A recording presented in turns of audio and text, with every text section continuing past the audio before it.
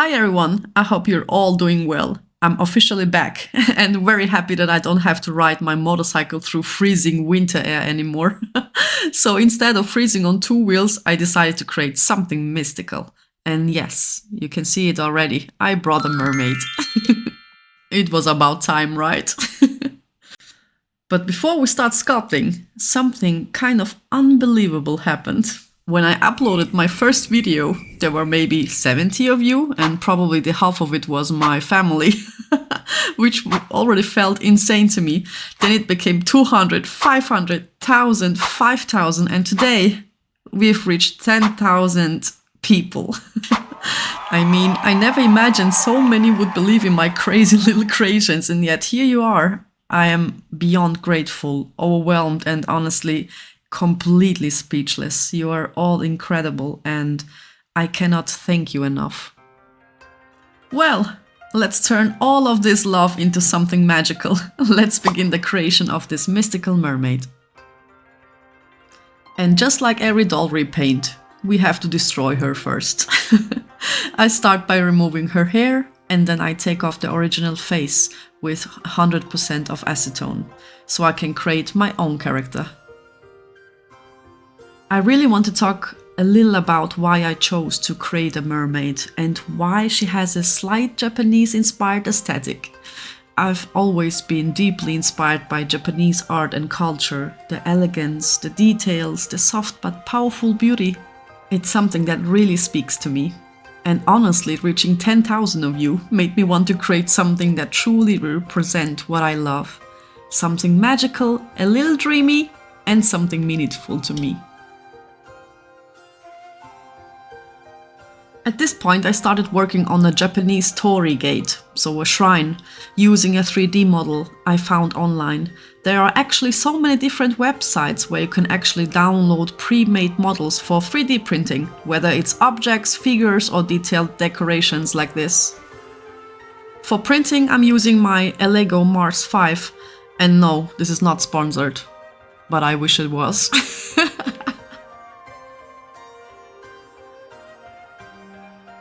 It's the middle of the night, and I decided this would be the perfect time to do a reroot. Also, this is only my second reroot ever, so if you ever see me struggling, no you don't. And by the way, this beautiful vibrant hair is from dollyhair.com.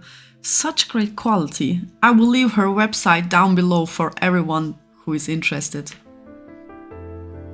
I couldn't decide between this vibrant green blueberry muffin and this super soft, almost white pink oyster shell, but in the end, oyster shell just felt right.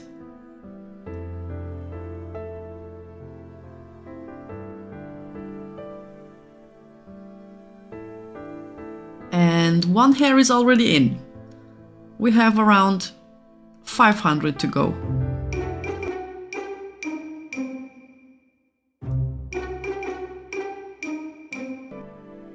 And finally, after a few hours, it's finally done. This time I went with less hair than I normally would, because she's a mermaid. I want the softer, sleeker look, almost like it's naturally wet, as if she just came straight out of the water. On to the body modifications. Since she's a mermaid, she obviously doesn't need any legs anymore, so off they go. Alright, time for a little upgrade. I'm using Apoxie Sculpt, my fingers, and a bunch of sculpting tools to shape everything until it finally looks right.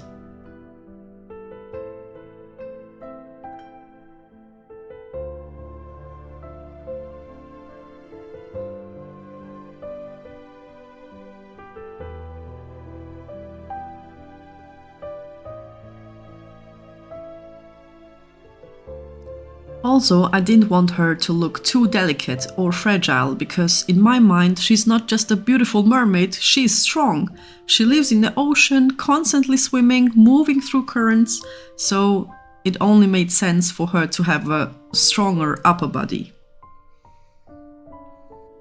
So I slowly started to shape the muscles and adjusting the proportions, trying to keep the balance between elegance and strength.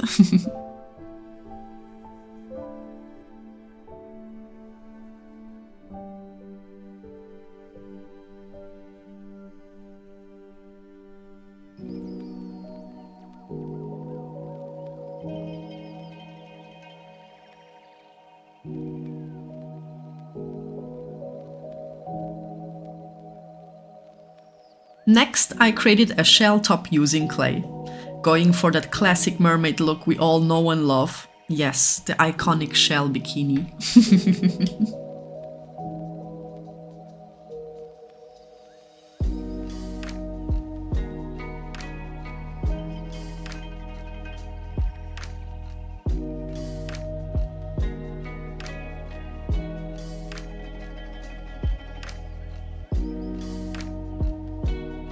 And now we are finally moving on to the most important part of this mermaid, her tail.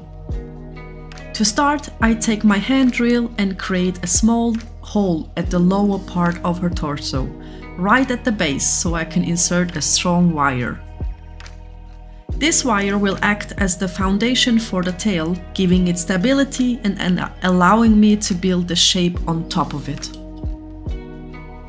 So to build up the tail, I start layering hot glue and aluminium foil around the wire, gradually making it thicker and shaping the form. This way I don't have to use much Apoxie Sculpt later on, which would not only make the tail heavier, but also use up a lot of material.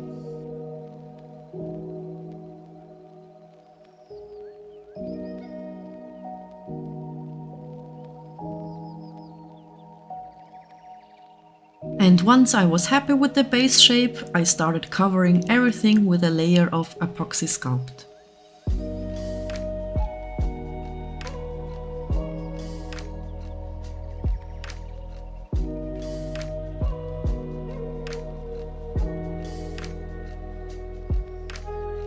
And I know, she's giving a little bit of a snake right now, but don't worry, we'll fix that once when we add the fins.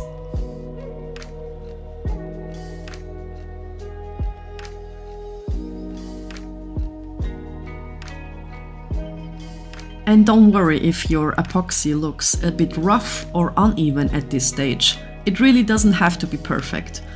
Once everything is fully cured, you can sand it down and refine all the details.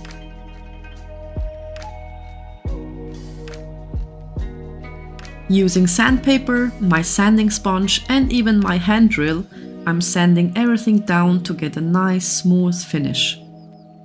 And as you can see, you might also lose an arm while doing this. Totally part of the process. We will have to fix that later on.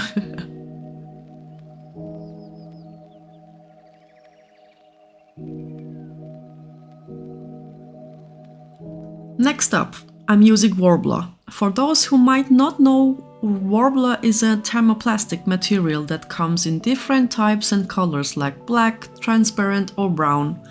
Once you heat it up, for example with a heat gun or even a hairdryer, like me, it becomes soft and you can shape it into pretty much anything you want. I've actually used Warbler a lot for my cosplays, so I'm really comfortable working with it. In this case, I'm drawing out the shape of the fin directly onto the Warbler, cutting it out with scissors and then attaching it to the doll using Superglue. This way I can create really thin and slightly translucent fins, which works perfectly for this mermaid.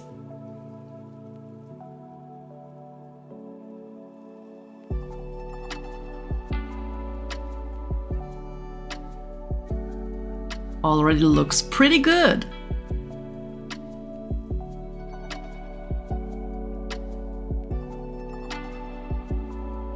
Finally, time for the first layer of primer. I'm using Vallejo with my Airbrush because it gives me a smooth and even finish, which is perfect before painting.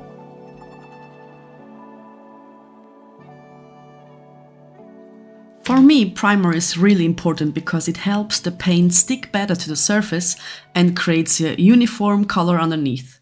Especially when you're working with different materials like plastic, epoxy and warbler, primer makes everything look consistent.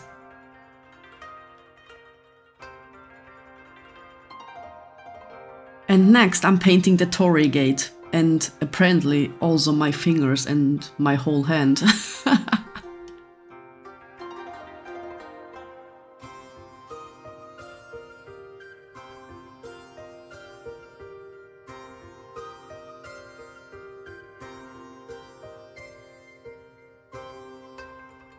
At this stage I'm adding some darker green-grey tones with my airbrush to create shadows and more depth. I didn't want the Torii Gate to look flat or just plain grey. Adding subtle shading instantly makes it feel more alive and realistic. Since the shrine is going to sit in water, it was important to me that it doesn't look brand new. I wanted it to feel aged, slightly weathered by time and the ocean. So I focused on adding darker tones in certain areas, especially near the base, to suggest moisture, algae and years of exposure to water.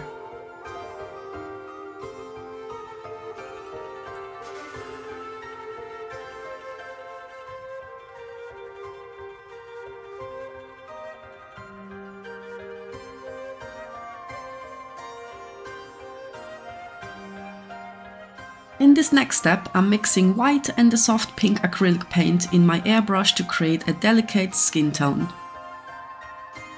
I'm applying the color in 2 light layers instead of 1 heavy coat. Now it's time for something really important. Our mermaid needs a crown moment. I knew from the very beginning that she couldn't just have plain hair. Absolutely not. She needed a headpiece, something dramatic, detailed, a little bit extra, because if you're going to live in the ocean, you might as well rule it, right?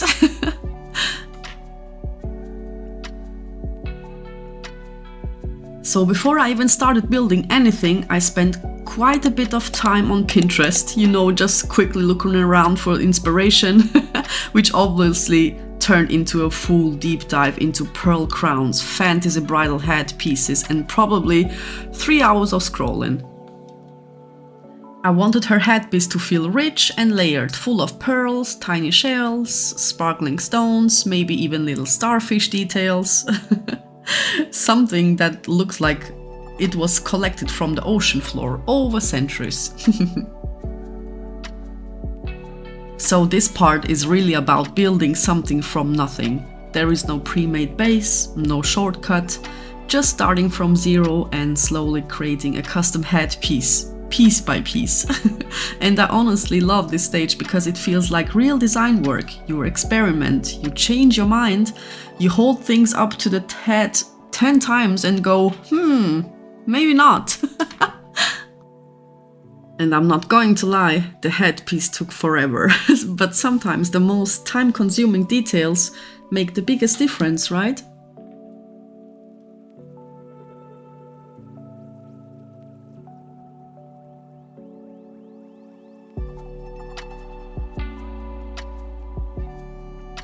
And here is a little secret before we continue. These butterflies, they're actually laptop stickers. Yes, just simple few euro online kind of laptop stickers that I had lying around at home. Nothing fancy, nothing expensive, just one of those random craft supplies you forget about until suddenly they become mermaid couture. You just have to see their potential. After adding a few more accessories, I moved on to something a little more functional. Using UV resin, I created delicate webbing between her fingers to give her that true aqua look. With them, she actually looks like she belongs to the ocean, right?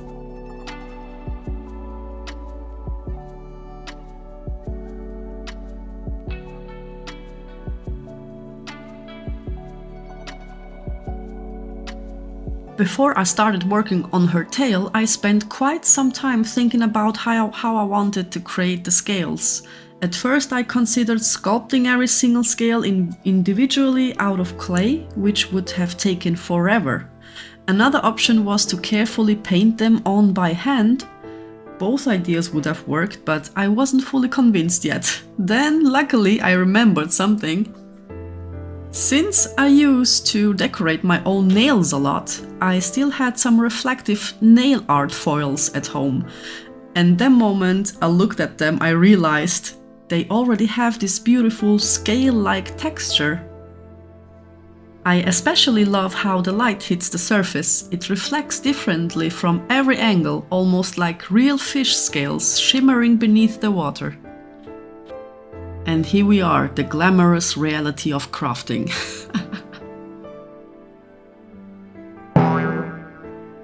What? Once everything was completely dry, I used a darker pink soft pastel color to create gentle shadows across her body.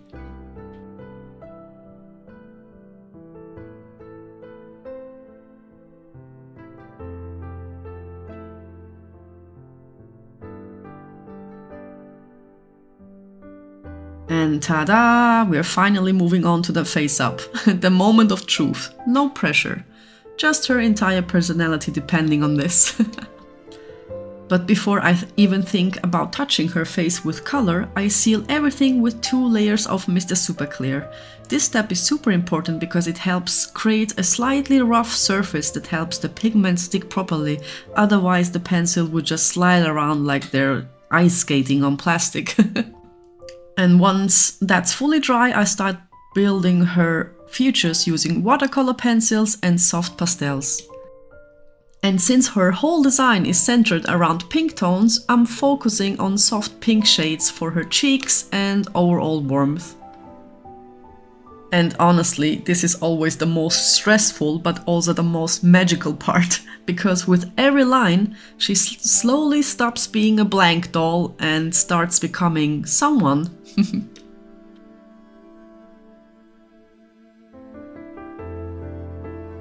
And if the pigment stops cooperating, it's not personal.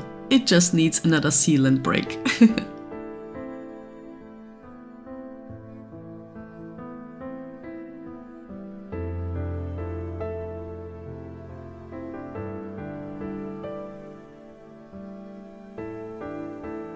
To finish her look, I'm adding a few tiny diamonds on her cheekbones, 3 on each side. Just enough to catch the light and give her the subtle, magical sparkle. And of course, she needs freckles. I'm carefully adding soft little freckles across her cheeks and nose to make her look sweeter and a bit more playful.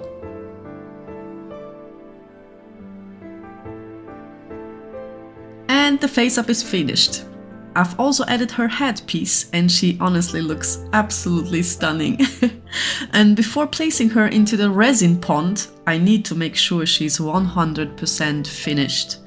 Because once resin cures, there's no going back. There is no pulling her out, no small adjustments, no, hey, let me fix this real quick. So, resin is permanent. So tiny touch-ups, small upgrades, making sure everything is sealed and exactly how I want. And once she's in the water, that's it. She becomes part of the scene forever. By adding soft pinkish tones, I wanted everything to feel connected, like they belong to the same world. And to tie it all together, I added a tiny pink butterfly to the shrine. It's such a small detail, but it helps bridge the scene.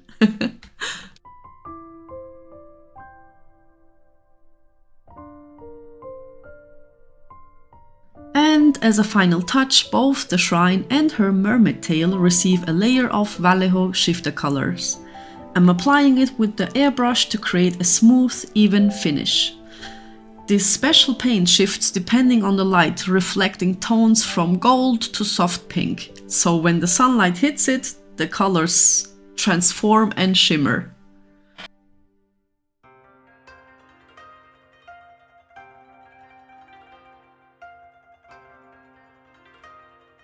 Alright, let's start doing our little pond. Let's begin with the accessories. First of all, No magical pond is complete without plenty of shells. I actually made them a few days ago using epoxy resin, and once they are fully cured, I carefully painted them to match the color scheme of the scene. And for the sand, I'm using decorative stones, first painting all of them white, of course. To create a square-shaped pond, I had to make a small sacrifice. One of my brownie plastic trays did not survive this project. Now I'm decorating the base of the pond with all the little details: shells, starfish, pink plants, soft moss. I really wanted the ground to feel alive and not layered. Not just flat decoration, but like a tiny underwater world that has grown over time. Now you can see me preparing the resin in a separate container. I'm just adding 1 or 2 drops of blue alcohol ink, not too much because a little goes a long way. As soon as I pour the resin into the mold, I immediately place it outside on my balcony. Resin fumes can be harmful to your lungs, so it's really important to work in a well-ventilated area and always keep your windows open. Safety first! Magical pond second. After about 24 hours, the resin was finally fully cured, and I could remove the brownie tray mold. Goodbye dessert packaging, you have officially completed your transformation. And just look at that, the resin turned out beautifully clear, with a very soft blue shimmer running through the water. This is always my favorite part, when everything comes together and you can finally see the world you imagined existing in real life. Beautiful. I feel like she deserves real sunlight, not just studio light. Ah, way better. And well, that's it for today's video. My little pink creature is finally complete. I just want to take a moment to say thank you so much. So much for 10,000 subscribers. Seeing this number honestly feels unreal to me. Every single one of you who watches, comments, likes, and simply enjoys these little words I create, it truly means more than you know. I really hope you enjoyed this tiny pink fantasy as much as I loved creating her. And if you have any ideas or suggestions for future dolls or themes, please let me know in the comments. I'm always reading them, and you might inspire the next magical transformation. Thank you for being here, for supporting my art and growing this creative journey with me. Well, see you soon, guys. Take care.